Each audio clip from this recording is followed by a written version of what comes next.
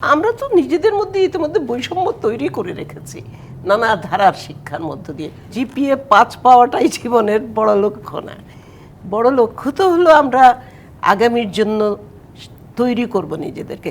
শিক্ষা তো জীবনের প্রস্তুতি, শিক্ষা তো শুধু জিপিএ 5-এর প্রস্তুতি না। ওই জায়গাটাতে আমরা এখনো যেতে পারিনি বলেই সেটাই কি সবার মধ্যে বেশি প্রভাবিত হচ্ছে না সবাই, এবং সবাই হচ্ছে। এটা একটা ধারা, বেশ কিছুদিন আমরা চলে এসছে, সেটাকে লাগাম টানার চেষ্টা করা হয়েছে। গোলাম ফারুক সাহেব যেটা বললেন যে নতুন শিক্ষাক্রম দিয়ে ওই যে একটা ধারা চলে এসেছিল, জিপিএ 5 পেতে হবে, অনেক নাম্বার পেতে হবে, এই স্কুলের পড়ালেখা না, বাইরে পড়তে হবে, কোচিংয়ে যেতে হবে, গাইড বই পড়তে হবে, ইত্যাদি ইত্যাদি সব কিছুর এখন একটা মানে আমরা অভিজ্ঞতা অর্জন করেছি বলবো, সেটার থেকে এখন এগিয়ে যাওয়ার একটা চেষ্টা নতুন শিক্ষাক্রমের মধ্য দিয়ে। সেখানেও হোঁচট খেতে হবে এমন কিছু না যে একেবারে মসৃণ হবে। কিন্তু আরেকটা জিনিস, আপনি যে অসমতার কথাটা বলেছেন, এই আমাদেরই শিক্ষার্থী অনেকে কোথায় যায়, ইংরেজি মাধ্যমে যায়। সেইখানে কিন্তু দেখেন তারাও গ্রেডিং করে, তারাও কিন্তু ওই যে অ্যাসেসমেন্টের যে কথাটা আসছে, প্রতি মাসে একটা রিপোর্ট কার্ড ধরিয়ে দেয় শিক্ষার্থীদের কাছে। আমরা তো নিজেদের মধ্যে ইতিমধ্যে বৈষম্য তৈরি করে রেখেছি নানা ধারার শিক্ষার মধ্য দিয়ে, ধর্মীয় ধারা, মূল ধারা, এই যে ইংরাজি মাধ্যম, এগুলোর মধ্যে দিয়ে তৈরি করেছি নানা ধরনের বৈষম্য। 1, 2, 3 ঢাকায় জমি জিতে নিন 100% ক্যাশব্যাক সহ 20 কোটি টাকার পুরস্কার। কিন্তু এই যে কথাটা বললেন না, এত শিক্ষার্থী কোথায় যাবে?